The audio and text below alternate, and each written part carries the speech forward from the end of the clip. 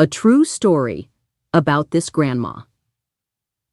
How she reclaimed her dignity after abuse. The plastic bowl. Have you ever felt unseen, like the world is moving on without you, even though you've given everything to it?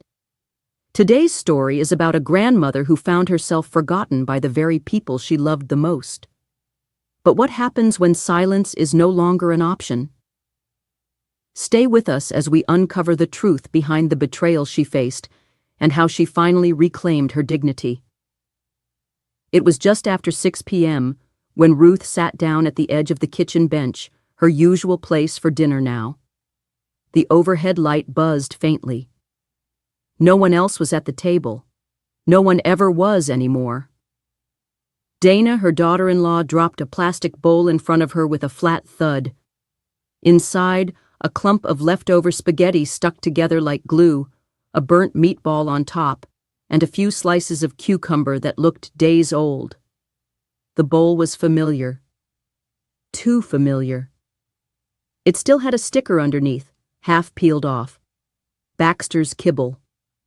It had been the dog's bowl. "What's the difference?" Dana said with a shrug, as if Ruth had asked something. "It's clean. Food is food." Ruth didn't respond.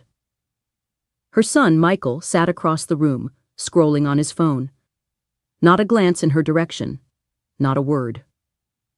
The boy who once used to crawl into her lap for bedtime stories now barely acknowledged she was there. Her grandson, Jacob, 15 and filled with teenage indifference, snorted when he saw the bowl, raising his phone like he was about to take a photo.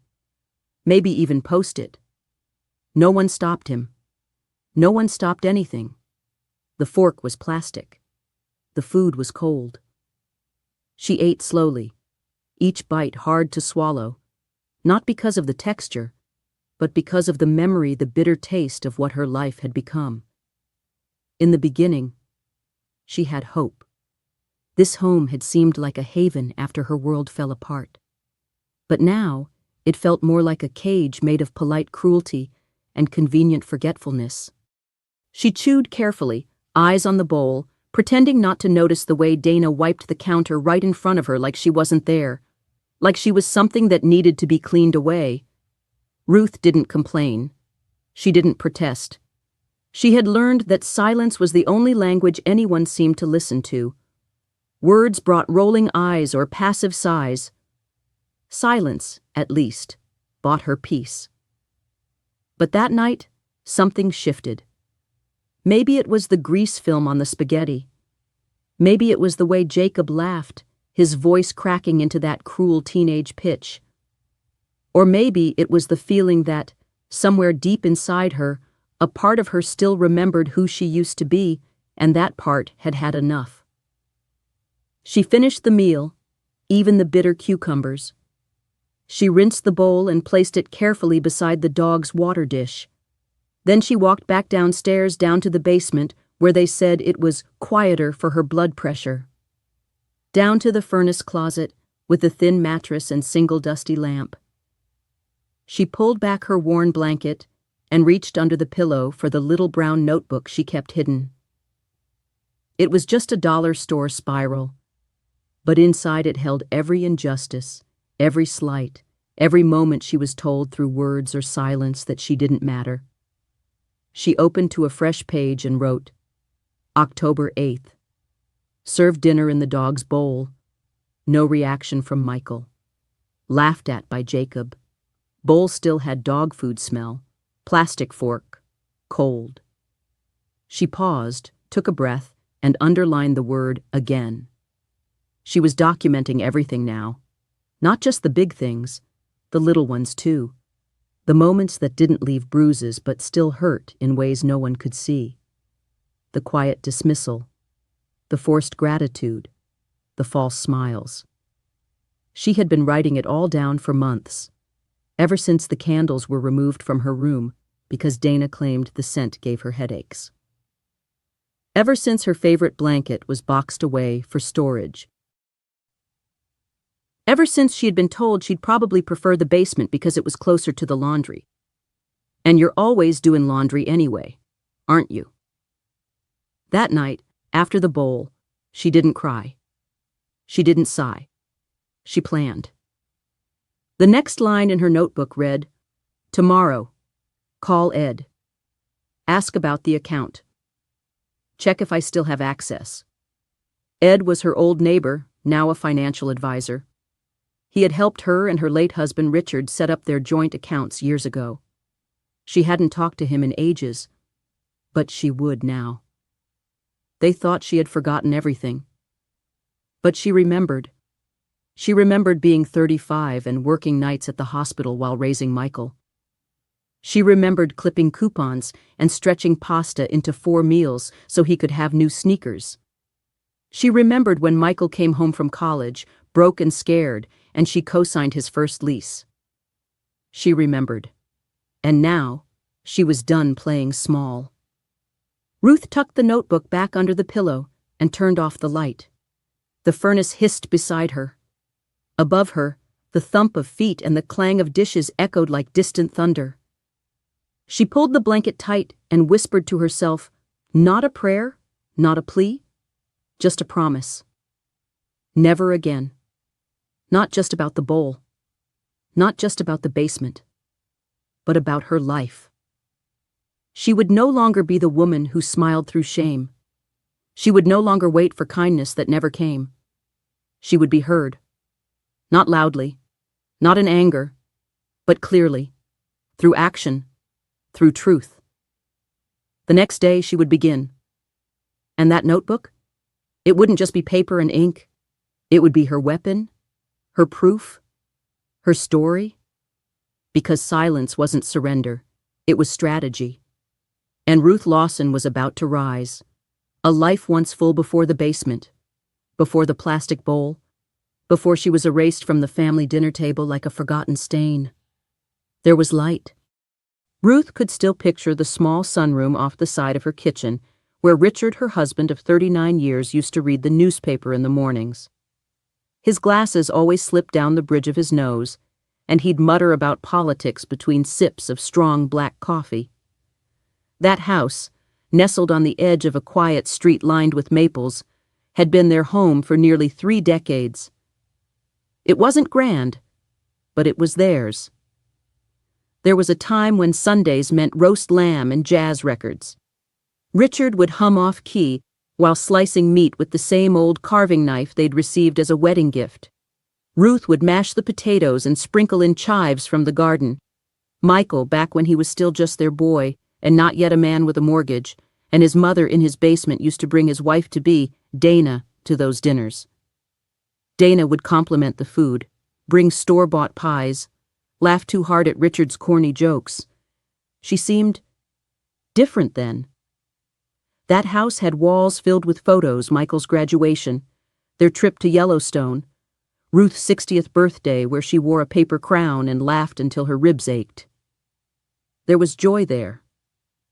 Not just memories, but texture life, stitched into the curtains and baked into the hardwood floors. But all of that changed when Richard died. It happened on a Wednesday. Quiet. Cruel. One moment he was reaching for the orange marmalade, the next he just stopped. No sound, no warning. A clot, the doctor said. Ruth remembered staring at the paramedic's mouth moving, trying to understand the words, but everything blurred together. The world felt muffled, as if grief had stuffed cotton into her ears. He didn't suffer, they told her. But she did. The silence after was unbearable.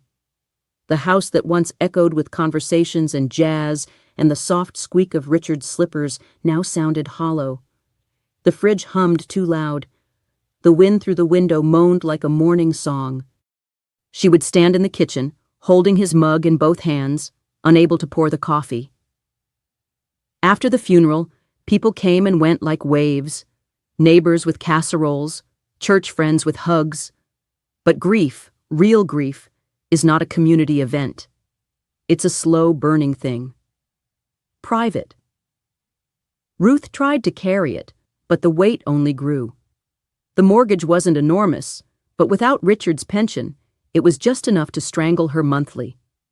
The property taxes had climbed steadily. Maintenance on the house repairs she used to never think twice about now loomed over her like debts unpaid. That's when Michael offered. He had come by one afternoon, a box of her favorite muffins in hand. Dana was with him, smiling that careful smile Ruth had begun to recognize as performance. They sat at the kitchen table, awkwardly sipping tea. "You shouldn't be alone here, Mom," Michael had said gently. "It's too much for you. And honestly, this house, it's too big now. Why don't you come stay with us for a bit? Just until we figure things out." Dana nodded, her hand brushing Ruth's. "It'll be good for Jacob, too. He'll love having his grandma close." Ruth wanted to believe them. She needed to. She was tired of managing gutters and grocery deliveries and walking into an empty house. The idea of family dinners again, even just hearing voices in the next room, felt like oxygen. So she said yes. The house sold faster than expected.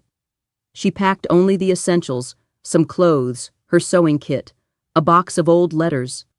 The rest she donated or sent to storage. Her wedding china, her books, Richard's collection of old records, even her garden tools. She told herself it was temporary. The first few weeks at their place were fine. Dana had set up the guest room with crisp white sheets and lavender sachets. They had dinners together. Jacob was polite if distracted. Ruth folded laundry, helped with dishes, even walked the dog. She stayed out of the way, never imposed. She tried so hard not to be a burden. She missed Richard, but at least she didn't feel completely alone. Then the shifts began. Subtle at first, Dana mentioning the electricity bill a little too often, Michael hesitating before inviting her to dinner, Jacob sighing when she asked simple questions. One night, Ruth overheard Dana in the hallway, whispering to Michael, "She's here all day, using water, electricity. It's like running a second household. You said this was temporary." That word again, temporary. It began to echo in her head like a warning. Soon after, the guest room started collecting clutter holiday decorations, bins of old clothes, even a broken TV set. Dana said it was just while we reorganize, but nothing ever moved out. Then came the ask. "Would you mind taking the room downstairs? It's quieter, cooler, and honestly better for your knees." They framed it like a favor, like they were doing her a kindness. Ruth nodded. She always nodded. Because what was the alternative? Speak up? Cause trouble? Be the difficult mother-in-law? She had been raised even to be gracious, to be grateful, especially when someone opens their home to you. But it wasn't a home anymore. Not for her. She wasn't part of the family. She was an accessory they were learning to hide. And yet, through it all, she remained silent, because Ruth still remembered what came before. She held it close like a photograph in a locket her old kitchen, Richard humming, the smell of rosemary and roasted lamb. Those memories were her armor now. They hadn't taken everything. Not yet. And what they didn't realize, what they had forgotten, was that a woman who once built a life from nothing didn't forget how to survive, not even in a basement. The offer that changed everything. It had been a hard winter when Michael made the offer. Ruth had just come back from the grocery store, struggling with 2 paper bags through the front door of her house. Snow clung to her boots, her fingers ached from the cold, and every joint in her knees screamed in protest as she set the bags down on the counter. She stood in her coat for a few minutes, catching her breath, then looked around the kitchen, her kitchen, and felt something unfamiliar. Emptiness.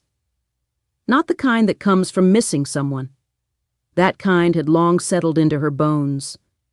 No, this was a newer emptiness, one that came from living in a space that once made sense, but now asked more from her than she could give. She stared at the busted cabinet hinge Richard had promised to fix, the ceiling corner that had grown a yellow stain from a leak last spring, the rising stack of unopened bills. She was 74, and tired. That was when Michael called. "Mom," he said, "Dana and I were talking. We're worried about you.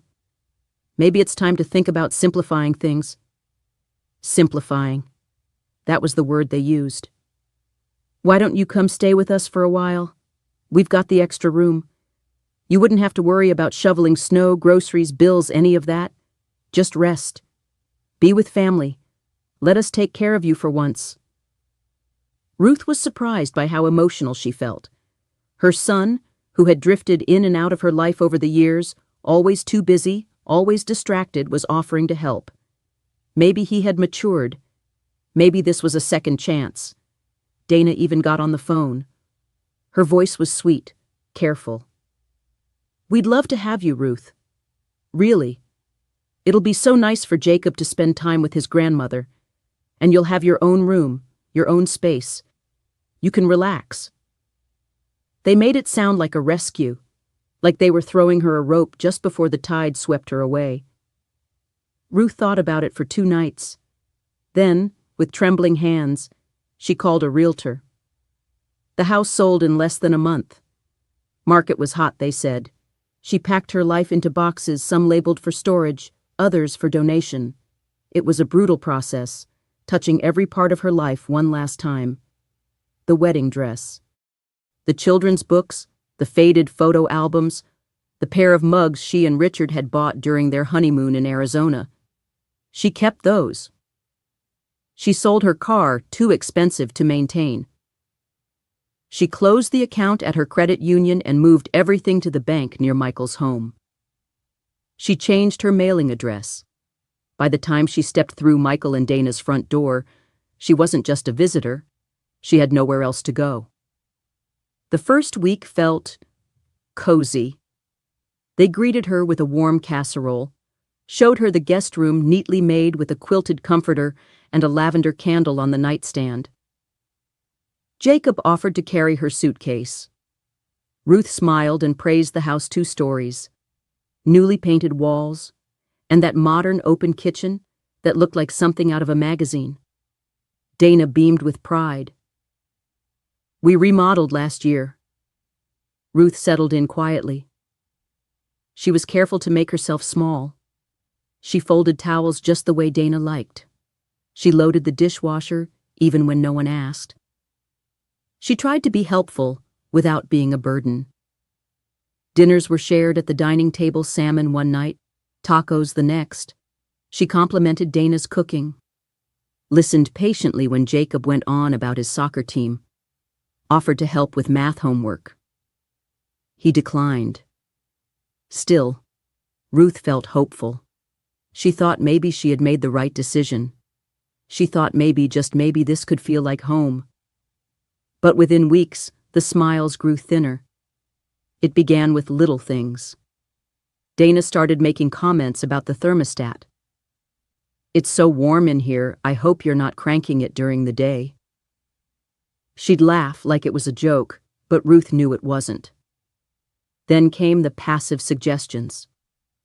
"Would you mind doing your laundry at night? The washer makes such a racket while I'm working." "Could you keep your door closed? The smell from that old lotion you use gives me a headache," Ruth complied.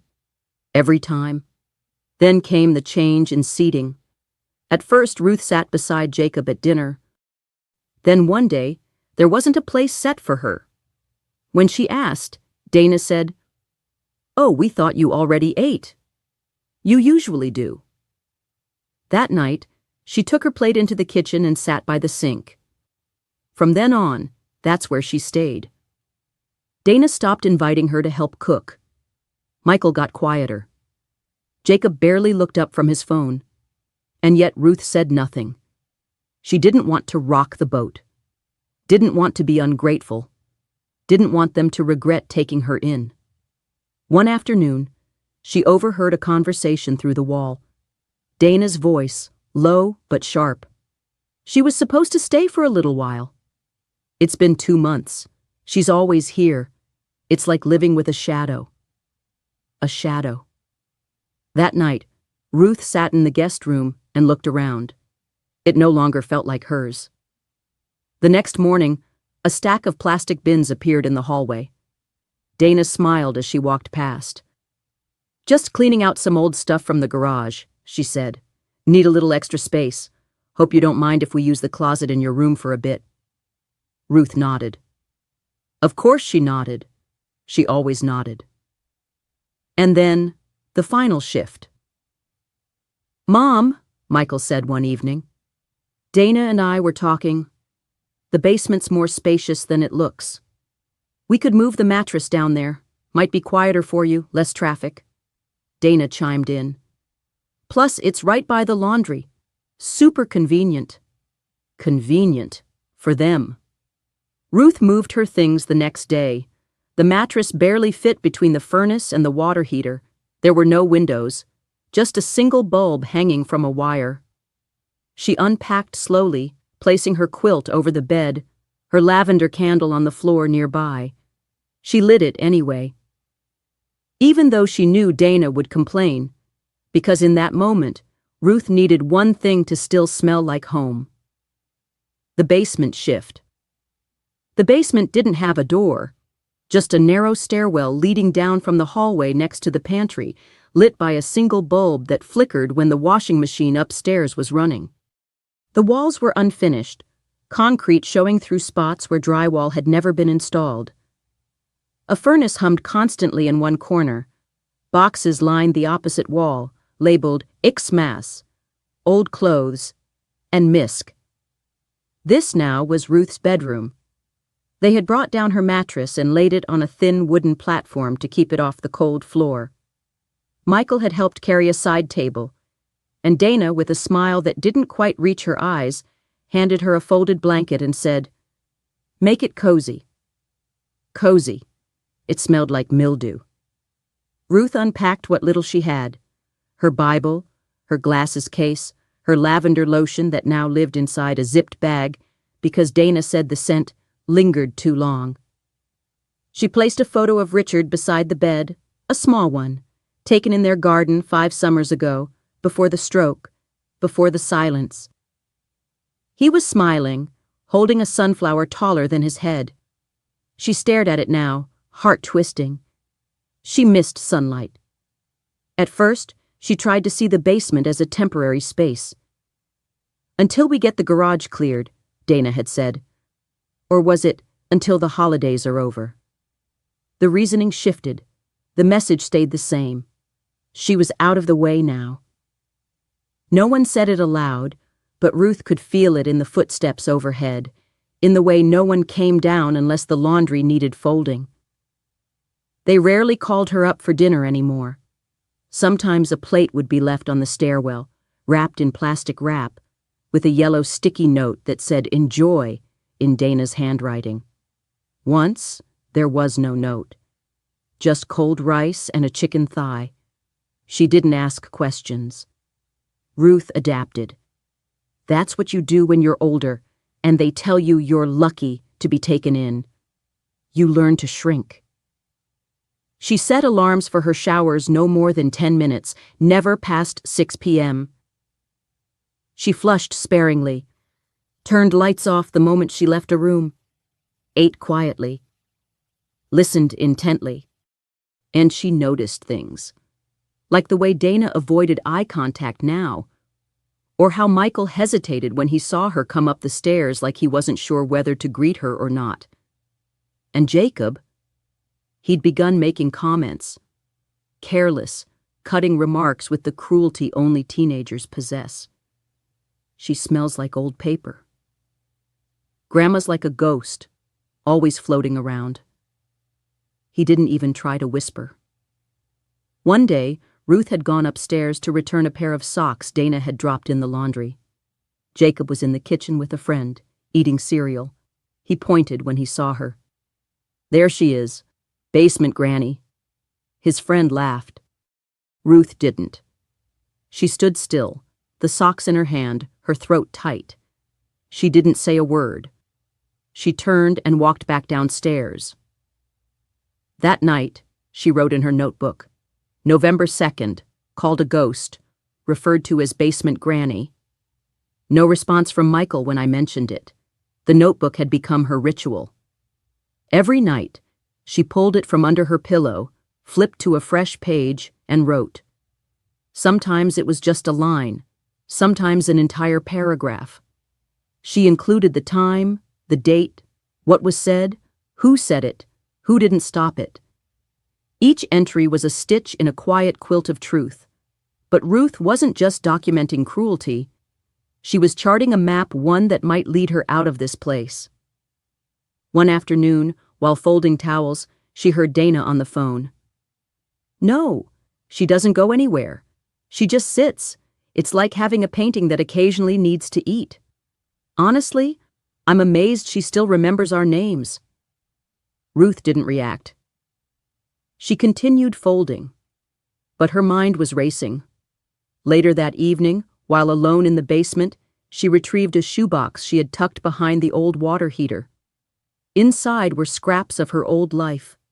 Richard's pension letters, the deed from their house, a list of old contacts, lawyers, bankers, their accountant Ed.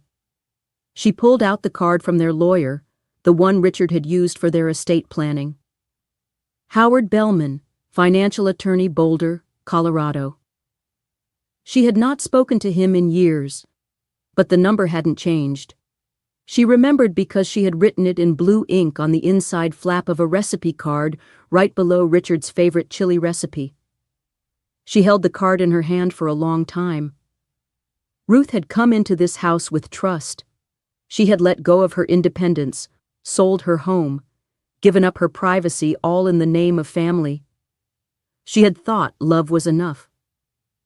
That being someone's mother meant they would always care. But love without respect, she realized, is just manipulation dressed up in Sunday clothes. She looked around the basement, the concrete walls, the buzzing light, the faint scent of laundry detergent and damp insulation. This wasn't her home, not even close. But she still had a voice. She still had her memories. And if they thought she had forgotten, if they thought the basement could make her invisible, they were wrong. That night, she wrote more than just a journal entry. She made a list.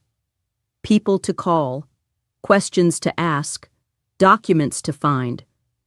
Because Ruth wasn't planning to wait for kindness anymore. She was preparing. And every moment of silence they forced on her, every small cruelty they brushed off as harmless, was turning into strength. She was gathering it, like kindling, waiting for the match, the notebook of silence. It started with a single page, just a few scribbled lines Ruth jotted down in the dim glow of her basement lamp, her hand trembling not from age, but from what she was holding back. October 14th, plastic bowl again. Same one used for the dog. No apology. No acknowledgement. Michael didn't look up. Jacob laughed. Dana said, "It's clean, Ruth. Food is food."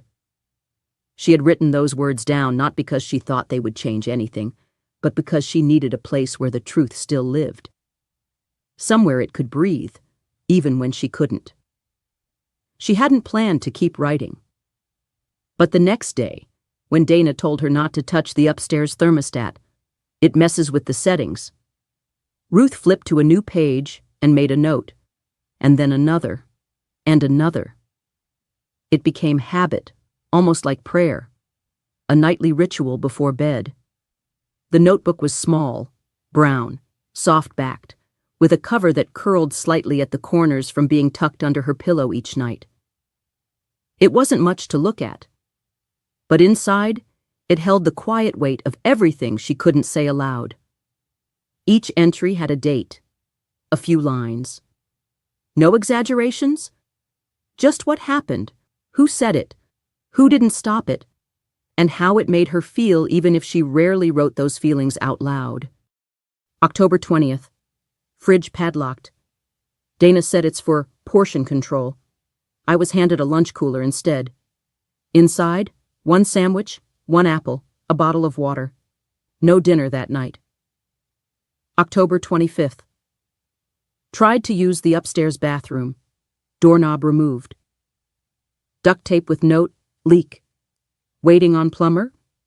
Heard Dana joke on the phone later. She's got a toilet downstairs. What else does she need? October 27th. Jacob called me a zombie, said I smell like mothballs and old books. Michael said nothing. I pretended not to hear. Ruth didn't cry as she wrote these things down. She focused on her handwriting, made sure the dates were legible, underlined key words just once. This was not an emotional diary. It was a record, a document, a ledger of wrongs not meant to guilt, but to prove. Because even at 74, Ruth understood what people believed and what they ignored. A bruise gets attention, but isolation, humiliation, a locked fridge? That was practical. That was logistics. That was "you're reading too much into it, Mom." But Ruth was done reading between the lines. She was writing them herself now, and the more she wrote, the more patterns emerged. The gaslighting, the gradual reduction of her space, her voice, her dignity. The way small things being served last, being mocked, being locked out of rooms added up until she felt more like a tenant than a family member. A tenant without rights. At first, the notebook had been just for her. A way to remember, to affirm that no, she wasn't imagining things. But by the end of October, Ruth realized something deeper. She wasn't just writing for herself. She was building a case. She was creating a history of what had happened, day by day, so that if, when she found the right person to show it to, she would not need to convince them with trembling voice or fragile tears. The truth would already be there. Ink on paper. Clear. Cold. Unshakable. She started being more meticulous. She took pictures when she could. The plastic bowl placed beside the porcelain dishes, the padlock on the fridge, the duct-taped bathroom door. She even began recording audio quietly with a small device she'd once used to help Richard remember doctor's appointments. She'd slip it under the couch cushion when Dana and Jacob were in the kitchen, let it run while they spoke freely. It caught a lot. "You should be grateful we even feed her," Dana snapped one evening. "Next time she complains, I'm putting a leash on her." Jacob replied, "We get extra tax credit because she's here. It's like having a deduction that whines." Ruth listened to the recordings late at night, not out of self-pity, but with the clear-eyed calm of someone gathering firewood before winter. She wasn't just a grandmother anymore. She was an archivist of her own abuse, and even if no one else saw it, she did. She saw the story forming. A story about how easy it is to disappear in your own family. How a woman who once worked 3 jobs to feed her son could be reduced to silence in the home she helped build. How age made people think you stopped noticing. But Ruth noticed everything. The way Michael avoided her eyes at dinner. The way Dana sighed whenever she entered a room. The way Jacob mocked her with words too bold for his age, but not bold enough to say outside the house. She noticed how her world kept shrinking, how her worth was calculated in utility, how they'd started speaking about her as though she wasn't there, how Dana referred to her as the old lady downstairs during a phone call Ruth overheard while folding dish towels. And still, Ruth said nothing. She documented. Because silence, in her hands, had become something more than surrender. It had become strategy. She wasn't sure when she would act. She wasn't even sure what the plan was. But she knew beyond a doubt that one day this notebook would matter. That one day someone would read these pages and understand that what happened to her wasn't petty. It wasn't forgettable. It was a quiet cruelty. And she had caught every word of it. On November 5th, she wrote, They think silence means I'm weak, but silence is a tool, and I've sharpened it." Then she closed the notebook, slipped it back under her pillow, and turned off the lamp. Above her, footsteps creaked across the kitchen floor. The house was alive, unaware that a storm was building just beneath it.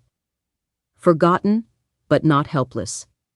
The memories came in flashes, usually when Ruth least expected them during laundry, folding the same towel for the third time, or while stirring a bland bowl of oatmeal in the basement microwave. She would recall a younger version of herself. Hair tied back, apron dusted in flour, arms sore from lifting boxes as she helped Michael and Dana move into their first apartment. Back then, they couldn't afford movers. They barely had enough for rent. Michael had lost his job just 2 months after their wedding. Dana's credit cards were maxed out, and their car, an old Civic, was held together with prayer and duct tape. "I don't know how we're going to make it," Michael had said during a phone call one night, his voice cracking with shame. "We've applied everywhere, but no one will lease to us. My credit's shot and Dana's is worse." Ruth didn't hesitate. She offered to co-sign. Then she went a step further. She put the lease in her own name. "I just want you two to feel safe," she said as she signed the dotted line. "You're starting a life together. Everyone deserves a good beginning." They had cried that day. Literally cried. Michael hugged her so tight her glasses slid off. Dana brought over a pie the next day, saying, "I don't know what we would have done without you." Ruth didn't do it for praise. She did it because that's what family was. What mothers did. You built bridges when your children reached cliffs. You offered your back when they needed steady ground. And they had needed her again, and again, and again. Each time Michael changed jobs, Ruth helped float their bills. When Dana wanted to start a small online store, Ruth dipped into her retirement to fund the startup fees. "Oh, we'll pay you back, Mom," Michael would say. But Ruth never asked for repayment. She didn't need interest. She wanted presence, gratitude, family. But as the years passed, that debt became invisible, forgotten, like her. Now, in a dark basement filled with the hum of the furnace and the constant ache in her knees, Ruth replayed those moments with a clarity sharper than ever. She remembered writing the checks, sitting in the bank, having the hard conversations with landlords who didn't trust her son's finances. She had vouched for them when no one else would. And now? She was the burden, the extra mouth, the uninvited guest. But what they didn't understand, what they would never understand, was that Ruth hadn't come into their lives as a fragile old woman needing rescue. She had arrived as their foundation, and she had the papers to prove it.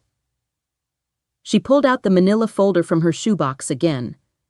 Inside were old documents she'd saved over the years, not out of paranoia, but out of habit. Bank statements, lease agreements, emails from realtors, letters from the Social Security office. The signed lease from Michael and Dana's first apartment, with Ruth's name in bold as the primary tenant. She flipped through each one slowly, hands steady despite the chill in the room. They had built their lives on her back, and now they barely acknowledged her existence.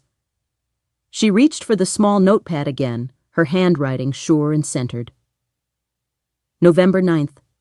Reviewed old lease documents. Found proof of co-signed property. Michael and Dana have forgotten how often I carried them, but I haven't.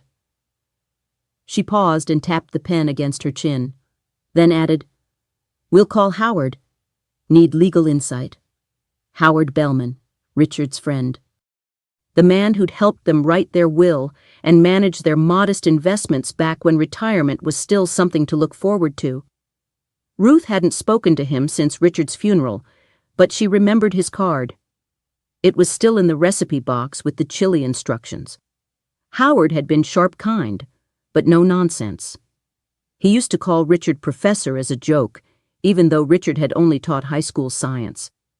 Ruth hoped he was still practicing, still reachable. Because now, she had questions. She didn't know what Dana and Michael were doing with her Social Security. She hadn't seen her own financial statements in months. Dana insisted on helping manage her mail, calling it just easier. That, too, was in the notebook. October 17th. Mail collected by Dana. When asked for bank statement, told it was online only. No access granted. Ruth had started to suspect something deeper. It wasn't just the cruelty of cold food or the locked bathroom door. There was something colder behind their hospitality. Something calculated.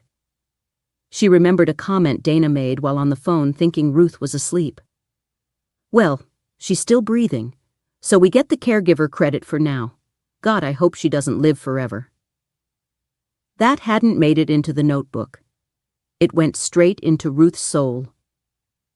She reached for the phone the next morning, not her cell phone, which Dana checked often under the pretense of helping, but the old landline in the basement corner, still plugged in beside the washer. It had a dial tone. She called information, got Howard's new office number, and left a message. Hello, Mr. Bellman. This is Ruth Lyman. You may remember my husband, Richard. You helped us with our will years ago. I need your help. I believe something is wrong with my finances, and I have documentation. Please call me back when you can. She hung up, heart thudding not with fear, but with resolve. She sat at the edge of the mattress for a long time, hands in her lap, Richard's photo beside her. I didn't forget, she whispered. They think I did, but I didn't. Not the documents, not the sacrifices, and certainly not the love that built every inch of the life they now stood on. She might have been quiet, but Ruth Lyman had never been helpless. Invisible scars. There were no bruises on Ruth's skin, no black eyes, no split lips, no broken bones. But that didn't mean she wasn't hurt. Abuse, Ruth had come to understand, didn't always scream. Sometimes it whispered. Sometimes it sat beside you at dinner and smiled while handing you a plastic fork. Sometimes it locked the fridge, closed doors, and told you that you were confused, dramatic, or just tired. And over time, those small cuts, too tiny to show on the outside, began to bleed on the inside. It was the slow drip of cruelty that no one else could see. The kind that made you question your own worth. The kind that convinced you were lucky to be treated poorly because at least you weren't alone. It had started gradually. Dana began using words like budget and boundaries. At first it seemed reasonable. Meals prepped in advance, a schedule for bathroom use. Ruth respected their household. She wasn't trying to take over. But then things escalated. The lock on the fridge appeared one morning. Dana handed her a cooler and said, "We're watching portions." Snacks at night aren't healthy for anyone. Inside the cooler, one sandwich, one apple, one tiny bottle of water. Ruth didn't complain. She smiled, nodded. She had learned by now gratefulness was expected, even for crumbs. That night, she sat on her mattress in the basement, stomach grumbling, and wrote, November 12th. Fridge locked, given one meal. No access to water after 8 p.m. Told I snacked too much. No discussion, no warning. But that wasn't the worst of it. It was the bathroom that broke her. There was only one with a bathtub, and Ruth had always taken comfort in warm baths. It soothed her joints, gave her time to think, to breathe. She used it only twice a week quietly, respectfully, never longer than 30 minutes. One afternoon she went upstairs, towel folded neatly under her arm, only to find the doorknob gone. Just a taped note. Leaks, waiting for plumber. The tape was loose. She peeked through the hole. The tub was dry, spotless, a bottle of shampoo still on the corner shelf. She said nothing. just turned and walked back downstairs, bath towel clutched against her chest like a shield. Later that night, she heard Dana laughing on the phone. "She's got a toilet downstairs. That's more than enough. Old people think they own the place." That went in the notebook, too. November 13th. Upstairs bath sealed, no leak. Dana confirmed no repair needed. Laughed about it. Michael present. Said nothing. Ruth stopped asking for things. She stopped asking for lotion, for extra fruit, for a seat at the table. And still, the cruelty came. Jacob, her grandson, had grown more brazen. "Ugh, why does she smell like mothballs?" he muttered once while passing her in the hallway. "She's like a zombie," he said to a friend on speakerphone. "Creepy, slow, and always there." Ruth said nothing, but she heard. Every word. And so did Michael. He was there, drinking coffee by the counter, stirring slowly, pretending not to notice. That silence, his silence hurt more than Jacob's words. Because Michael had once cried into her arms after a breakup in high school. He had once clung to her in the hospital when he thought Richard wouldn't survive surgery. He had once said, "You're the strongest person I know, Mom." Now? Now he looked through her. She was no longer mother, no longer anchor, no longer needed. She was noise, a shadow, an expense. Ruth could see it in Dana's clenched jaw, in Jacob's eye rolls, in Michael's distracted shrugs. But she also saw something else. Fear. Not fear of her, but fear of responsibility, of obligation, of guilt. Because deep down they knew they were crossing a line, that treating someone who once raised you, fed you, sacrificed for you like an unwanted guest wasn't just inconsiderate, it was abuse. But as long as Ruth stayed quiet, they could pretend it wasn't happening. So she stayed quiet. But she wrote. Each line was a mirror reflecting back the truth. Each date, each quote, each observation was a stone in a growing wall of evidence. Because one day, she wouldn't be quiet. One day, someone else would read this notebook. And they would know. They would understand that abuse doesn't have to leave bruises to leave damage. That locking a fridge and handing someone food in a dog bowl was not caregiving. It was control. It was dehumanization. That gaslighting someone into believing they were overreacting to being confined to a furnace room was not kindness. It was cowardice. And Ruth? She wasn't confused. She was documenting. One morning, while brushing her hair by the mirror she'd placed on a cardboard box in the corner of the basement, she whispered to herself, "I see it. I name it. I survive it." And then she picked up her pen, opened her notebook, and began a new entry. November 14th. Dana referred to me as a fungus on their tax return during phone call. Michael, in room, did not respond. That night, she placed the notebook beside her bed instead of under the pillow. She looked at it, this small, quiet ledger of injustice, and smiled. It was no longer just her shield. It was her sword. The locked refrigerator. It was the kind of betrayal that didn't yell, it clicked shut. A padlock on the refrigerator.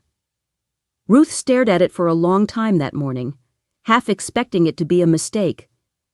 Maybe it was temporary. Maybe there had been a power outage or something spoiled inside. But no. This wasn't about food safety. This was about control. Dana stood nearby, arms crossed, sipping her morning smoothie like nothing had changed. "What's this?" Ruth asked quietly. Dana didn't flinch. "We're trying a new system," she said coolly. "You've been snacking at odd hours and we're on a tight grocery budget. This is just to help with portion control." Portion control.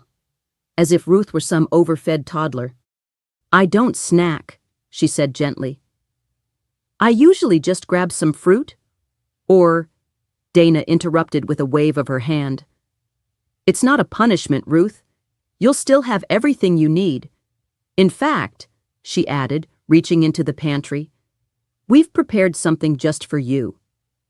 She handed over a plastic lunch cooler child-sized, with a cracked zipper and a faded cartoon cat on the side. Inside was a single ham sandwich, a small apple, and one mini bottle of water. Ruth stood there holding it, unsure whether to cry or laugh. "Thank you," she whispered, because what else could she say? She took the cooler and went back downstairs, her heart heavier than it had been in months. It wasn't just the padlock. It was the quiet decision that preceded it. No warning, no discussion, no respect. They had made a choice. And that choice was to treat her like an obligation to be managed, not a human being to be loved. She placed the cooler on the side table next to her bed and sat down slowly, the apple rolling slightly as the cooler tipped. So this was lunch. This was dinner. This was what she'd earned after 7 decades of living, loving, giving, raising. A sandwich and an apple. She wrote that night as always.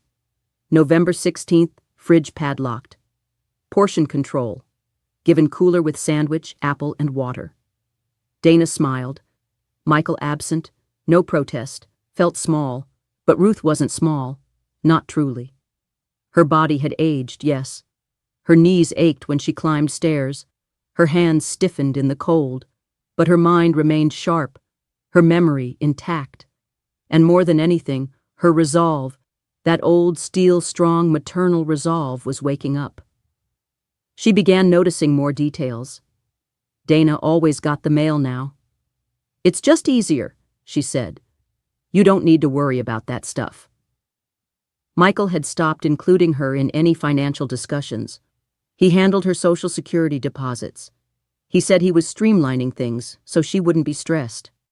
And somewhere in all of that convenience, Ruth had been removed from her own life. She didn't know her bank balance. She didn't know which utilities were in her name. She didn't even know anymore whether the benefits she'd earned were being used for her or against her.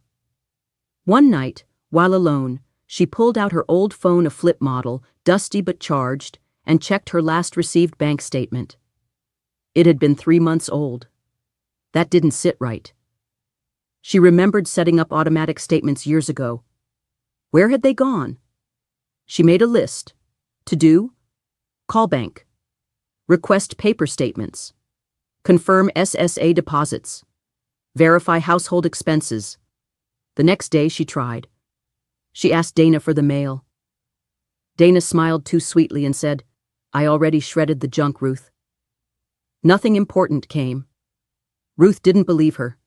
That night she made another note. November 17th. Asked for mail. Denied. Reminder, call bank from landline while alone. She waited 3 days, watched their patterns. Dana took Jacob to school at 7:30. Michael left for work at 8. She had a window. 90 minutes of quiet in the house. Enough time to do what she needed. She walked upstairs, careful not to make noise, picked up the landline in the kitchen, and called the bank. After answering security questions, the representative paused. "Mrs. Lyman, are you aware of the shared access on your account?" Ruth's breath hitched. "What kind of access?" "It looks like someone named Michael Lyman was added 6 months ago as a secondary user. He's authorized to transfer funds." "I didn't approve that." The line was silent. "I see," the woman said carefully. "Would you like to revoke that access?" "Yes," Ruth said. Her voice was steady. "Immediately." After the call, she sat at the kitchen table for a long time.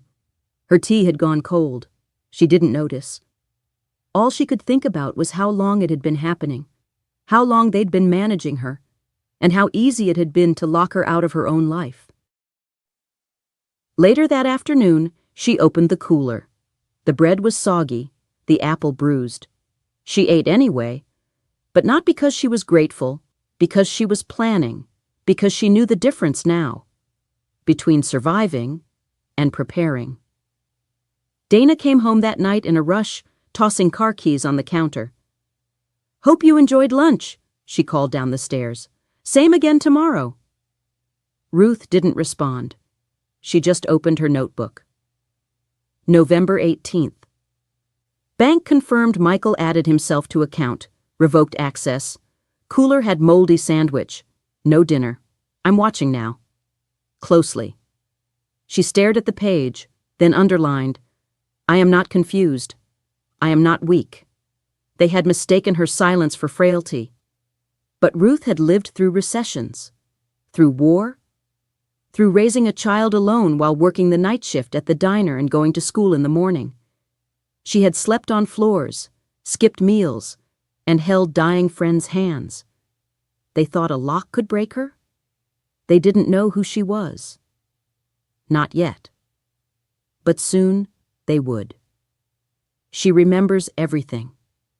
There was a moment, sometime in early December, when Ruth stood at the foot of the stairs with the cooler in her hand and realized she no longer looked up, hoping someone would call her name. She used to pause waiting, just in case Jacob might shout, "Grandma?" or Michael might ask if she wanted coffee. But those days were gone. Her world had compressed into square footage beneath their lives, and she had stopped pretending she belonged upstairs. That day, she didn't go back down right away. She lingered in the hallway, the kind of pause that wasn't about indecision, but observation. She noticed the mail basket on the kitchen counter overflowing with envelopes. Her name wasn't on a single one. She noticed the calendar pinned to the corkboard with a reminder circled, "Submit taxes, caregiver credit." She stared at it for a long time. Caregiver. The word lodged itself in her throat like a stone. She was nobody's dependent. But the paper trail suggested otherwise. Ruth had begun to suspect what they were doing, using her presence for financial gain. She had never signed anything, not knowingly. But what if they had claimed she gave consent? What if they had forged documents? What if they had turned her existence into a benefit? That's when it became clear. This wasn't just neglect, it was exploitation.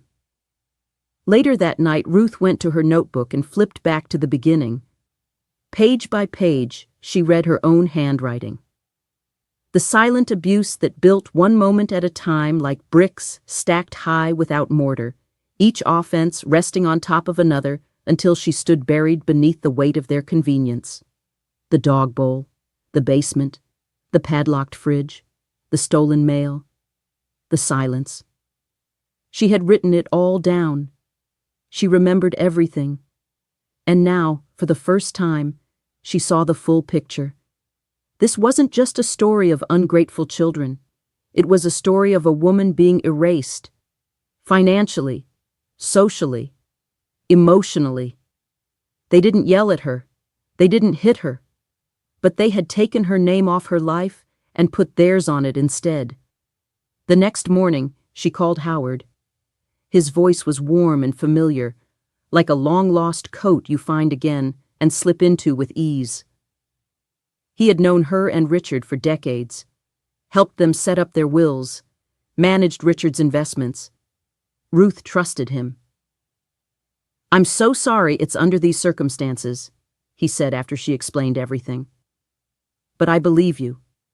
And more importantly, I know what to look for." They spoke for 42 minutes. She gave him the basics: dates, names, the cooler, the lock, the mail, the bank call. And then she sent the scanned pages of her notebook, every single one. She uploaded the photos she had taken: the bowl, the door, the taped signs, the unreturned letters. She even mailed him a flash drive with audio recordings. Howard didn't gasp, he didn't console. He listened, like someone who had seen too many stories like this before. "I'll start digging," he said. "But I want you to prepare yourself. They may have filed documents claiming power of attorney. We need to find out if that happened. If they did, and if you didn't sign it, it's fraud." Ruth didn't flinch. "I understand," she said, "and I'm ready."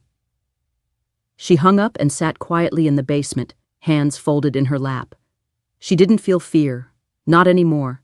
She felt focus. There's something clarifying about realizing the people you trusted most have used you. It strips away illusion, clears the fog, and in its place, it leaves a sharp, steady fire. She looked around the basement, this unfinished, unloved space she had been banished to, and saw it not as a prison, but as a bunker, a headquarters, the place where she was rebuilding the life they thought they had taken from her. Ruth had always been quiet, but now she was watchful. She saw every glance, heard every muttered word. She noticed the way Dana paused when she saw the landline off the hook, the way Michael had begun checking her door at night, as if to make sure she hadn't wandered. They were nervous. Good. Because Ruth wasn't wandering. She was hunting. Every day after that call, she documented more. Carefully. Purposefully. She took new photos of the food, the bruised apples, the cracked bowl. The receipt where Dana had once purchased a leash. Jokingly, she'd said, "Maybe for Ruth next time she asks for hot tea." That joke made it into the audio file, too. She uploaded it all. Howard checked in every few days with quiet updates. "There's definitely suspicious activity," he said one morning. "They listed you as financially dependent in a caregiver tax benefit application. That might be forgivable. But combining that with unauthorized access to your bank account? That's a different matter entirely." She asked what that meant. "It means they've opened the door to federal charges." Ruth blinked. She had never imagined any of this would lead to courts, judges, audits. She didn't want revenge. She wanted acknowledgement, safety. She wanted to stop being invisible. She wanted her name back. She wanted to eat from a plate again, sit in sunlight, open her own mail, choose her own groceries. She wanted to live. At the end of that week, she placed a final note in her notebook before switching to full digital logging. December 3rd, Howard confirmed, unauthorized bank access, forged benefit application, misuse of funds. I remember everything. And now so will they. She closed the notebook and smiled, not because it was over, but because it had finally begun. The call to Howard Ruth had always believed in timing. Not luck, not fate timing. The right word, the right step, at the right moment. Life wasn't a storm you survived by accident. It was a sea you learned to sail. And now, she was sailing. The morning after she confirmed Michael's unauthorized access to her bank account, Ruth sat at the small table beside the basement furnace with a warm cup of tea and a decision. It was time to call Howard again. She still remembered his office number without checking. Howard Bellman, financial attorney, semi-retired but sharp as ever. Richard had trusted him. So had she. She took the house phone, the dusty landline Dana rarely noticed, and dialed. The line rang twice. "Bellman here," came the voice on the other end, slightly gravelly. "No nonsense," Ruth exhaled. "Howard, it's Ruth Lyman." There was a beat of silence, then, "Ruth? Well now, that's a name I haven't heard in years. How are you, my friend?" "I'm here," she said softly, "but I need your help." "Go ahead." She didn't cry. She didn't tremble. She just told him the truth. From the dog bowl dinner to the locked fridge, from the bank access to the mail being rerouted, the isolation, the language, the humiliation, the silence. Howard didn't interrupt. He didn't say, "Oh no," or "That's awful." He listened, with the steadiness of someone who had heard these kinds of stories before. When she finished, he cleared his throat. "Ruth, I'm going to ask you something. And I want you to be honest. Do you believe they are financially benefiting from your presence without your knowledge or legal consent? Yes, she said without hesitation. And do you believe they may have filed any legal paperwork, power of attorney, caregiver affidavits, Social Security adjustments without your signature? Yes, she repeated more firmly. Then we need to move carefully, quietly, but deliberately. She nodded, even though he couldn't see it. What do you need? I need everything you've got, all those notes you've been keeping, the recordings, photos, dates, scanned copies of mail if you've got them, bank records if possible. I want a complete timeline. Once I review it, I'll make contact with 2 agencies, the Financial Fraud Division and the Elder Protective Services Office. But it starts with you. That afternoon, Ruth worked in silence. She scanned pages from her notebook one by one. She emailed Howard 27 files, each labeled with precise timestamps. She uploaded photographs of the food bowls, the locked fridge, the taped bathroom sign, the cooler bag, even the receipts Dana left behind, proof that groceries were being bought with Ruth's money, though Ruth herself was given almost nothing. She sent Howard a full copy of the bank statement showing Michael's unauthorized transfers. And then she mailed him a flash drive with the audio files. It felt strange, like writing the final chapter of a story that had taken too long to tell, but it also felt powerful. By the next morning, Howard had called her back. I've got what I need, he said. And Ruth, you've done this right. Not just emotionally, but legally. You've documented patterns, not incidents. You've built a foundation. This isn't a tantrum. This is a case. Ruth felt her chest loosen for the first time in months. Howard continued, You remember the Vanguard account Richard opened in 1998? Ruth's mind flashed back to a quiet evening around their old kitchen table. Richard had insisted on a just-in-case fund, something to pad their later years, so they wouldn't have to ask Michael or anyone else for help. I remember. Well, it's still active. And you're listed as a 30% co-owner. Michael's name never appeared until last year. Ruth's spine stiffened. What? Last year, a form was submitted listing Michael as your primary caregiver.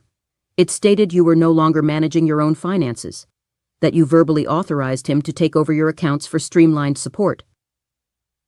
That's a lie. Howard didn't sound surprised. Yes, it is, and it's fraud. Federal fraud, in fact. Ruth went still. What happens now? I'm preparing to submit the full file to the Department of Human Services and the Office of the Ombudsman for the Elderly. I'll also contact the leasing office listed under the current property to inquire about any terms Michael and Dana might be violating. Ruth, I want you to know. You're not alone anymore. She wiped her eyes. Thank you. Howard paused. You're doing something very brave. This isn't just about reclaiming your space.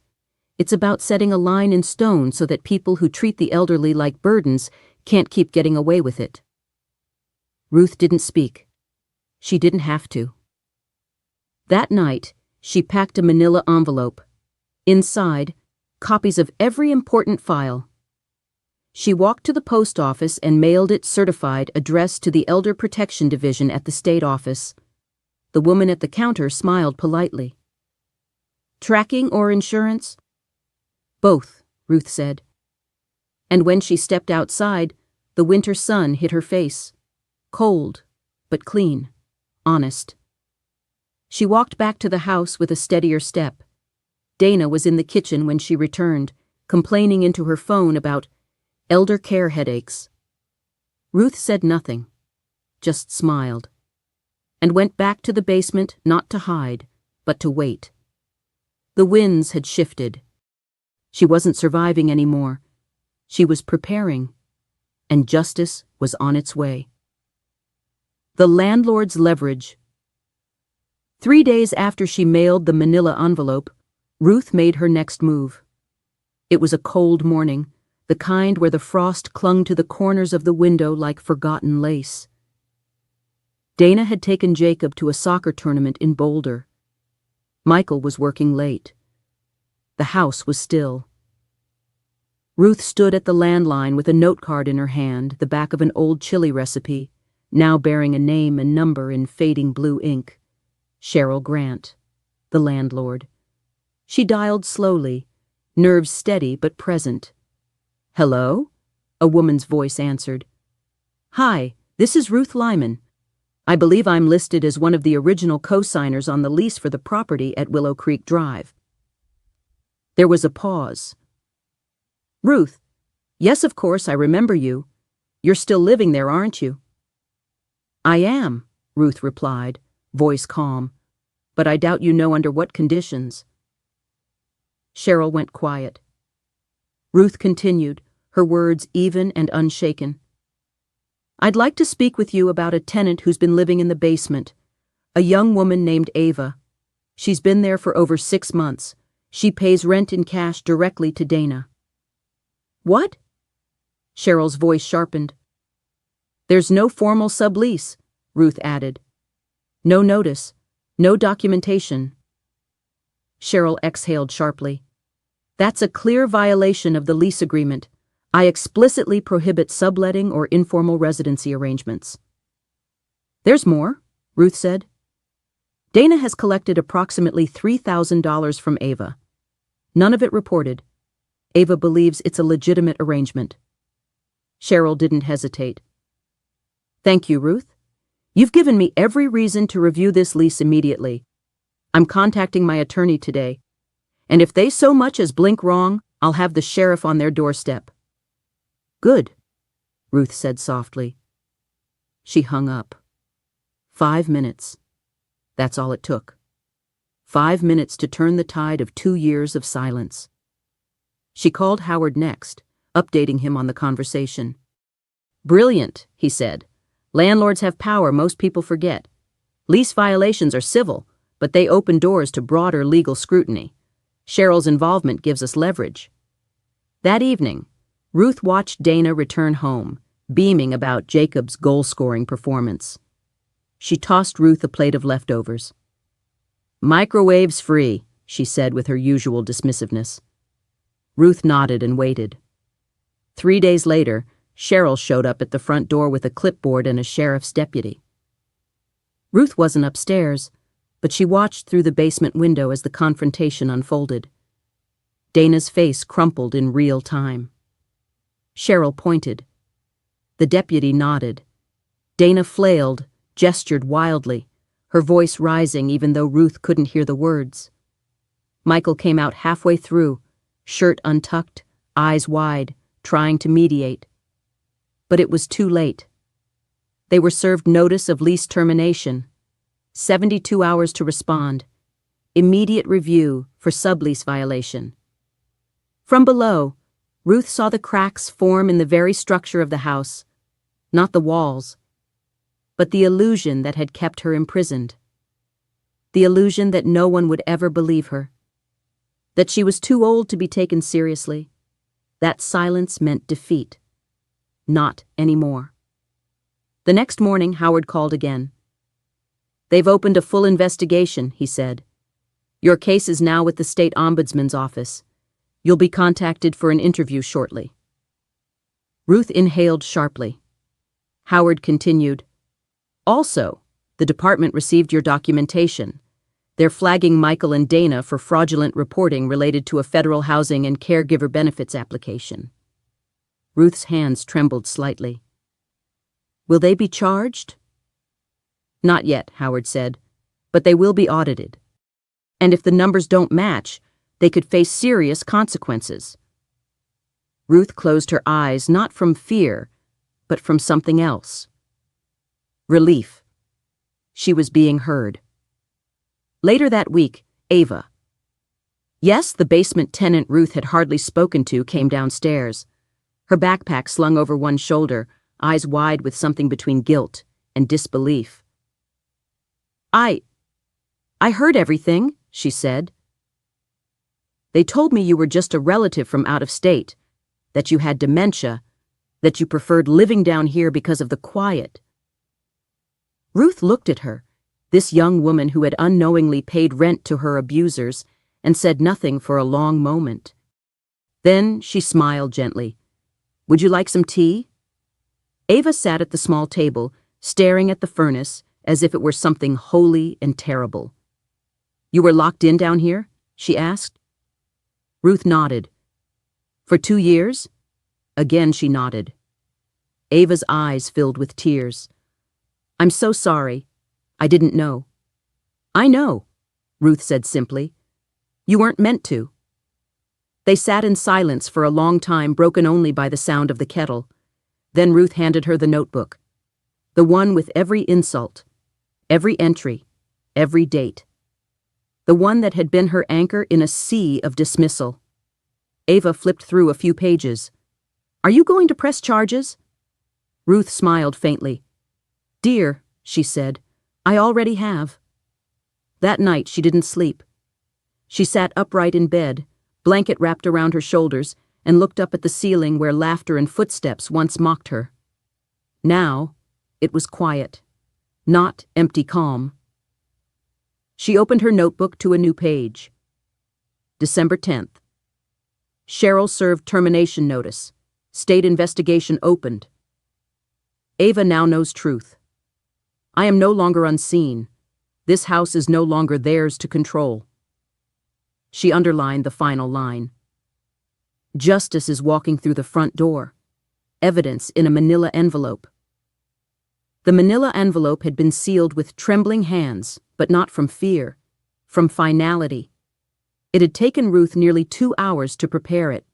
Every photo printed, every notebook page copied, every audio file transcribed by hand in her careful cursive. She had labeled each item with a date and short description. Plastic bowl dinner, October 14th. Locked fridge with padlock, November 12th. Audio. Dana mentions leash comment, November 21st. Bank transfer history, verified fraud. She wasn't leaving anything to interpretation. The system, Ruth had learned, didn't work well with emotion alone. You couldn't walk into an agency and say, "They made me feel worthless." You had to say, "Here is proof of how they did it." So she gave them proof. On the outside of the envelope, she wrote in bold marker, "To Colorado Department of Human Services, Elder Protection Division. Elder Abuse and Financial Exploitation Case." She walked to the post office with her spine straight and her jaw set, ignoring the sharp bite of winter wind on her cheeks. At the counter, she handed it over to the postal clerk, a young woman with cherry red hair and chipped blue fingernails. "Would you like tracking?" she asked. "Yes, certified delivery, and a receipt, please." "Absolutely." The woman smiled, stamping the envelope. "Sending something important?" Ruth looked at her steady. "Yes, very." As she left, snowflakes began to drift from the sky, slow and soft. Ruth walked slowly, watching them gather on her scarf. Each step felt lighter than the last. For the first time in years, she wasn't wondering if someone would help her. She had made it impossible not to. 3 days passed. Ruth received a voicemail from Howard first. "They received your documentation," he said, "and they're taking it seriously. Expect a contact from the Ombudsman's office soon. You've done everything right, Ruth. Now the wheels are turning." The next morning, it began. It started with a knock. Sharp, deliberate. Not the casual rap of a neighbor or package delivery. Ruth was in the kitchen, sipping tea from a chipped mug she kept hidden from Dana. She froze. Dana opened the front door with her usual overly cheerful, "Hi there," only to choke on her greeting. 2 federal agents stood on the porch. One held a clipboard, the other flashed a badge. "Mrs. Lawson?" the taller one asked. "Yes," Dana said, blinking rapidly. "We're here regarding a federal inquiry into caregiver benefits and housing claims. We'll need access to all financial records for the past 2 years." Ruth peeked from the hallway, just far enough to watch the scene unfold. Michael came down the stairs in his undershirt, eyes wide with panic. "What's going on?" The agents repeated their request. Calm. Professional. Ruth noticed how their tone never wavered, never apologized for the interruption. Jacob hovered near the living room, frozen mid-snack. The agents stepped inside. Ruth stepped back into the kitchen. For the first time since Richard passed, she felt protected. Not by someone's son, not by her family, but by her own courage. Dana stammered something about misunderstandings and errors in paperwork. Michael, ever the smooth talker, began asking if they could just clarify a few things first. But the agents had a list. Howard had sent the documents, the bank transfers, the audio files, the notes, even the lease agreement with Ruth's name still on it, still valid, still powerful. That afternoon, Cheryl returned, this time with another notice in her hand. Ruth had come upstairs to make tea when she heard Dana's voice crack. "You can't do this." "This tenancy is terminated," Cheryl said coldly. "Effective immediately. You have 30 days to vacate. Any further violations will be met with legal action." Michael begged. Jacob slammed his bedroom door. Dana cried. "This is all her fault," she yelled, pointing toward Ruth, who stood quietly behind the kitchen island. But Ruth didn't flinch. She simply stirred her tea. No gloating, no rage, just calm.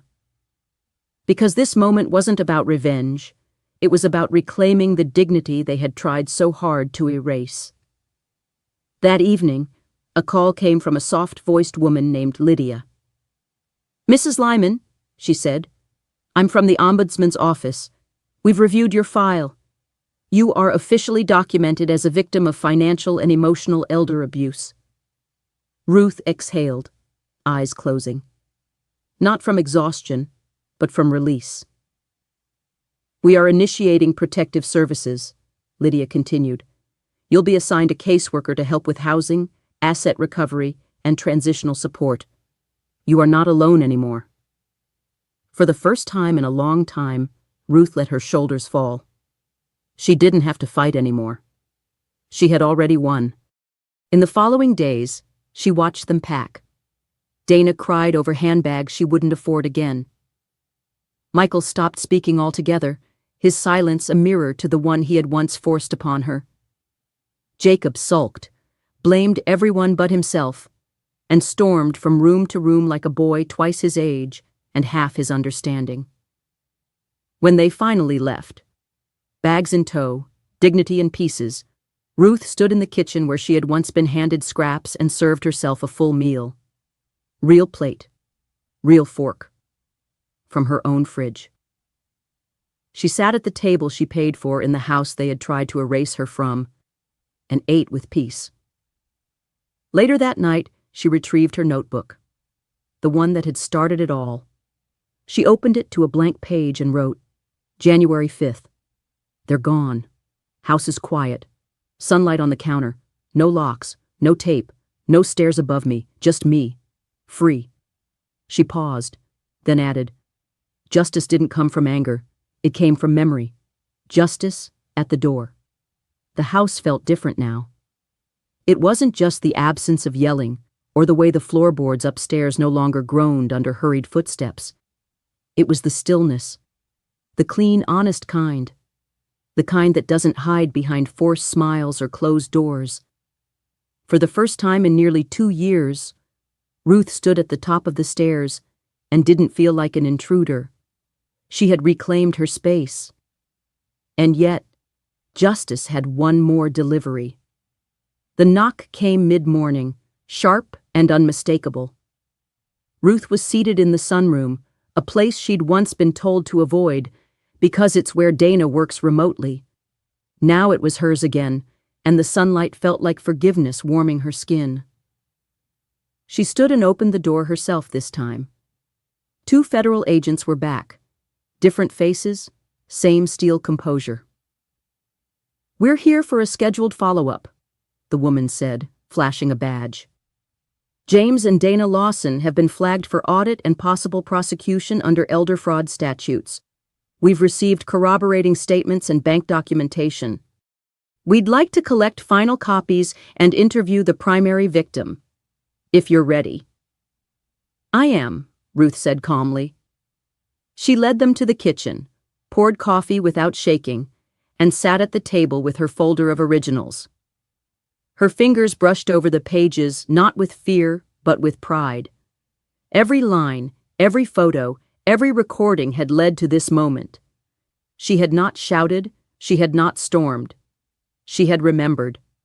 And remembering had been enough. For an hour she answered questions, detailed the timeline, confirmed signatures were not hers, described how her Social Security payments had been redirected, how her freedom had been slowly traded for convenience, how the narrative had been shaped around her until it nearly suffocated her. The agents nodded, listened, took notes without judgment. They treated her not as a victim, but as a credible source, an expert in her own story. When they left, Ruth watched them drive away and realized she hadn't cried. Not because she didn't feel anything, but because for the first time, everything she felt had a place to go. It had turned into action, into truth. That evening, Lydia from the Ombudsman's office called. We've finalized your relocation support, she said cheerfully. An apartment's been arranged through our Senior Protective Housing Program, 2 bedrooms, small kitchen, and it's near a park with walking trails. Ruth smiled into the receiver. That sounds lovely. We've also started the process of unlocking your retirement assets, the ones your husband secured. Oh, Richard, she whispered. He always planned ahead. He did, Lydia replied. And so did you. That weekend, Ruth packed, not with sorrow, but with anticipation. She wrapped her keepsakes in old scarves, folded her clothes with the same care she had once given to Jacob's school uniforms. Every item told a story, and now she was choosing which stories to carry forward. The day she left, Ava came to help. The young woman stood in the basement, no longer a furnace closet, but still heavy with memory, and looked around. I didn't know, she said again. I know, Ruth replied. But you know now, and that matters. They loaded boxes in silence. Then, before locking up, Ruth turned back and stared at the space where she had once eaten beside a washing machine, where she'd once slept beneath a footstep. She whispered a quiet goodbye, not to the house, but to the version of herself that had stayed quiet for so long. Her new apartment was small, but bright. The first thing she unpacked was her notebook.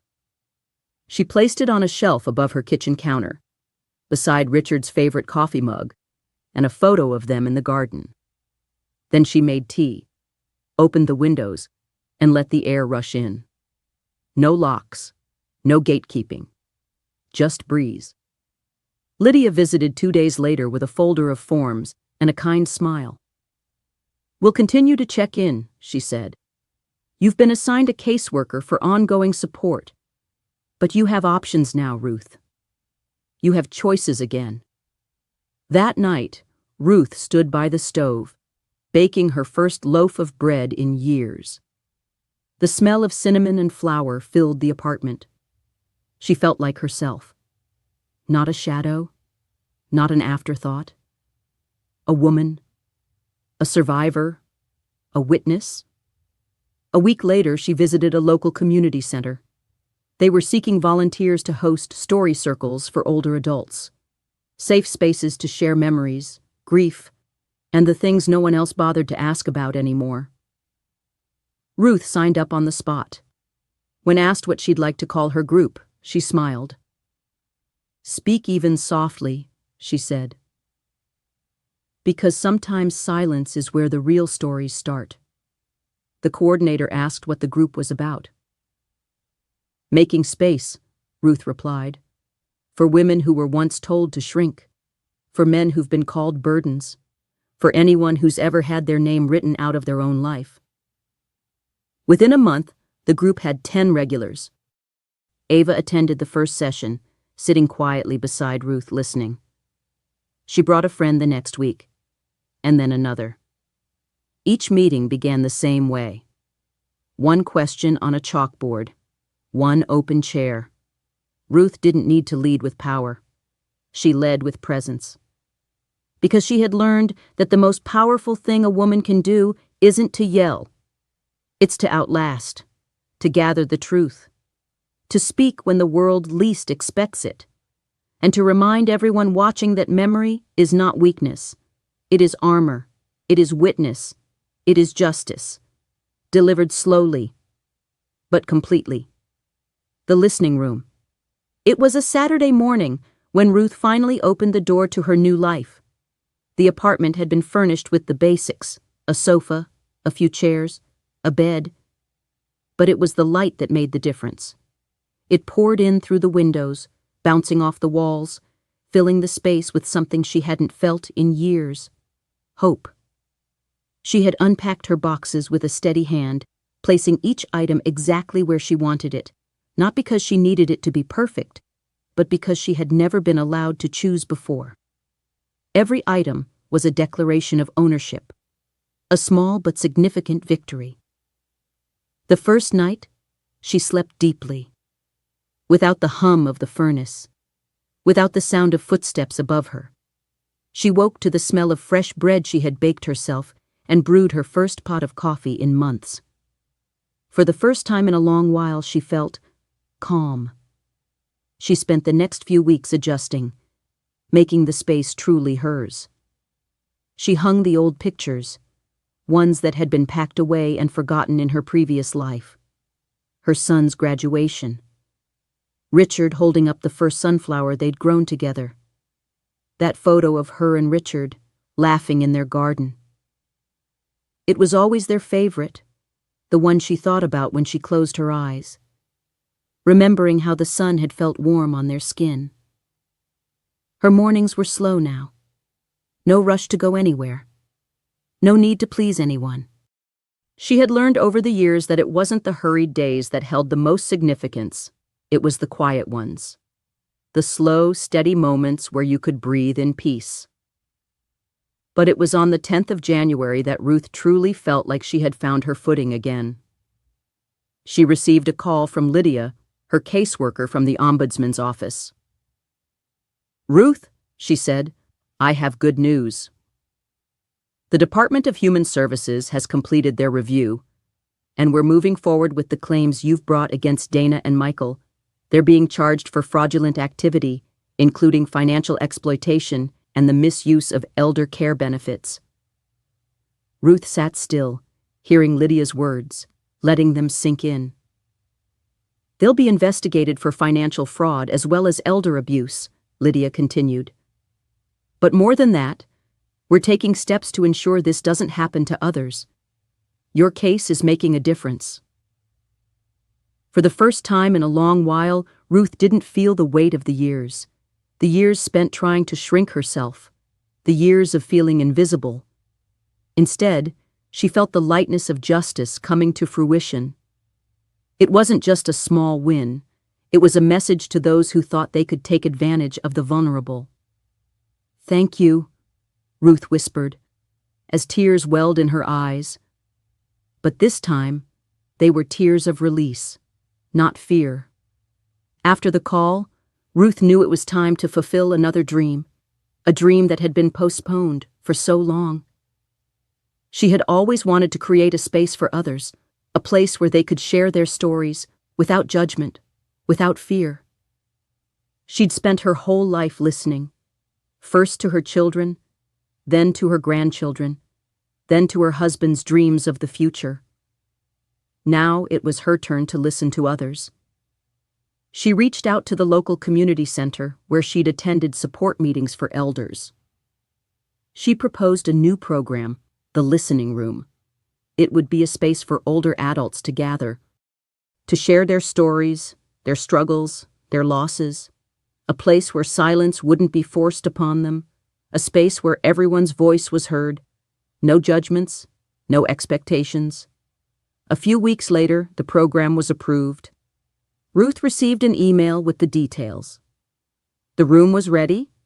The community center had offered to help with the furnishings, and they had already begun to spread the word to local seniors. She spent the next few days preparing the room. She bought simple wooden chairs, a few soft cushions for the floor, and an old rug she had kept in storage for years. She hung a sign on the wall, "The listening room, a place for stories." The room wasn't large. It didn't need to be, but it was warm, filled with natural light. It was quiet, save for the soft murmur of voices and the occasional laugh. The kind of room you walked into and felt immediately at home in. The first session was scheduled for January 21st. Ruth sat by the door, waiting for the first members to arrive. She felt a slight tremor in her hands, but it wasn't from fear. It was anticipation. She was about to take the first step towards something she had only ever dreamed of. One by one, seniors filtered in. Some were hesitant, unsure. Others came with a smile, ready to share. There were no introductions at first, just a circle of chairs, a soft chair in the middle for whoever was ready to speak. Ruth began the group with a simple question. What's one story from your life that you've never shared? The stories began to flow. There was Joan, a woman in her late 70s, who spoke about the challenges of raising her children alone after her husband had passed. There was Harry, who had lost his wife to cancer years ago and had never found the courage to talk about how he felt about it. There was Linda, who had spent her entire life caring for others but never had anyone take care of her in return. As they spoke, Ruth watched them, listened intently. Their voices, sometimes shaky, sometimes strong, reminded her of her own resilience. She wasn't just helping them, she was healing herself too. This was her space now. This was her choice. After the session, Joan stayed behind to speak with Ruth. "Thank you," she said. "I've never said any of that out loud before. It felt good." Ruth smiled, feeling the warmth in her chest spread. "You're welcome, Joan. That's what this room is for. To speak when we feel like no one is listening. To be seen." Joan nodded, then looked around. "I think this place will change a lot of lives." Ruth felt something deep within her stir. "Yes," she said softly. "It already has." As the weeks went by, the listening room grew. It wasn't large, but it was powerful. Word spread, and more seniors came. Some for the first time in years, others to share again and again. Ruth had created a safe space, a refuge for those who had long been ignored. And in doing so, she had found a part of herself she had long thought lost. Her own story, like those of the others in the room, was not finished. And it never would be. The legacy of the listening room. It had been over a year since Ruth first stepped into the small, bright apartment that had become her new life.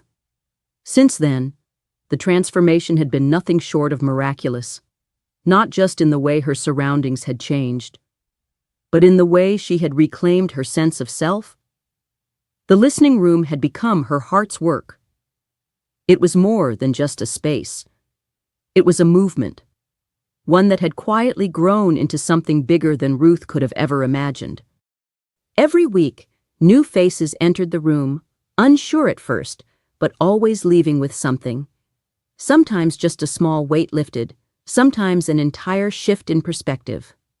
One afternoon, Ruth sat in her favorite armchair by the window, watching the trees outside sway gently in the breeze. She had just finished hosting the weekly session. The room had been filled with voices, some broken, some strong, but all filled with truth. As she sipped her tea, Ruth thought back to how far she had come. She had started this journey as a woman silenced by age, by family, by circumstance. But now, she was a woman who stood tall, not just for herself, but for those who had no one else to listen. The doorbell rang, and Ruth smiled. She had been expecting this visitor. Ava, the young woman who had once lived in the basement of Ruth's son's house, had called earlier in the day to ask if she could stop by. Ruth set her tea down and walked to the door, opening it to find Ava standing there, holding a box. "I brought you something," Ava said, her face glowing. "And I owe you an apology." Ruth laughed softly, stepping aside to let her in. "You've already apologized more than enough, Ava. But I'm curious to see what's in that box." Ava set the box down on the table, and Ruth's eyes widened as she saw what it contained. A stack of neatly folded journals, each one thick with pages. "What are these?" Ruth asked. Ava smiled shyly. "These are the stories from the people who've come to the listening room. They wrote them down after each session. They wanted you to have them, so you could see what your work has done." Ruth blinked back tears. She hadn't expected this. She had always known the listening room was helping people, but seeing it materialize in the form of their written stories was overwhelming. She picked up one of the journals and flipped through it. Each page was filled with words, raw, emotional, and beautiful. Some stories were short, others long, but each one was a testament to the power of having a space to be heard. "I didn't know how much people needed this," Ava continued. "I didn't know how much I needed this." Ruth sat down, her hands still resting on the journals, and looked at Ava. "You're the reason this space exists. You were the first to hear me. And now, look at what's happening." Ava shifted uncomfortably but smiled. "I'm just trying to give back. You gave me the strength to find my voice. I couldn't let that go unnoticed." Ruth nodded, her heart full. "And now, these stories are here for all of us. You see, Ava, when you listen to someone long enough, you don't just hear their pain, you hear their power. And that's what you've given them. The chance to reclaim their power." Ava's eyes glistened as she nodded. "I've seen it happen. Every week someone shares something they've never said out loud before. And it's not just healing for them, it's healing for all of us. I never expected to be a part of something like this. But here I am." Ruth's thoughts drifted back to her own journey, the quiet years of being hidden away, the years of being too old to have a voice, and then the years of reclaiming that voice. She had spent so much of her life doing for others. Now others were doing for her. They had given her a purpose, and in return, she had given them the space to heal. "Maybe that's what it's all about," Ruth said softly. "Healing isn't just about being fixed. It's about being heard." Ava smiled. "And being seen. You've made a place where no one is invisible." The conversation lulled, and Ruth looked down at the journals once more. She had never thought of herself as a healer, but she had realized over time that healing didn't require grand gestures or big proclamations. Healing was in the quiet moments. The moments when someone sat beside you, listened, and truly understood what you had been carrying. It was the moments of empathy, compassion, and shared vulnerability. The listening room had become something bigger than Ruth's initial vision. It was no longer just a place where people shared their stories. It was a community, a family. The room wasn't just a space. It was a catalyst for connection, understanding, and growth. As Ruth looked through the journals, she made a decision. It was time to expand the room. There was more work to be done, more stories to be shared. She wanted to open up the space to more people, not just those who were part of her immediate community. The listening room needed to grow beyond these four walls. She turned to Ava. We need to make this bigger. I've been thinking about it for a while, but now I'm sure this space could be a hub for others, seniors, caregivers, anyone who feels overlooked. Ava's eyes widened. You mean expand the project into more locations? Yes, Ruth said, her voice steady with the conviction she'd found through her journey. We can offer these circles to other communities, other senior centers. We can help more people find the power in their stories. Ava nodded eagerly. I'll help however I can. This is the least I can do for everything you've done for me. Ruth smiled warmly at Ava. We'll do it together. This isn't just about one person's voice. It's about all of us. The next few months were filled with meetings, planning, and building partnerships. The project expanded, with the listening room becoming an initiative that spread across multiple centers. Ruth continued to lead with the same quiet strength that had served her so well in her own healing. She wasn't doing this for accolades or attention. She was doing it because it was the right thing to do. She was giving others the same opportunity she had fought so hard for, to be heard, to be seen, and to be valued. And as the program grew, so did Ruth. She no longer felt like the woman pushed to the basement or overlooked by the people she had loved most. She was the woman who stood at the center of something that mattered. She was the woman who, with quiet persistence, had turned her pain into a gift for others. The listening room had become a legacy, a place where every voice mattered. A place where, just as Ruth had once been, no one would ever have to be invisible again. The key lesson from Ruth's story is the profound power of reclaiming your voice, especially in later life. For years, Ruth was silenced, not by force but by neglect, as her family failed to see her worth. Yet through quiet persistence and courage, she found a way to be heard again.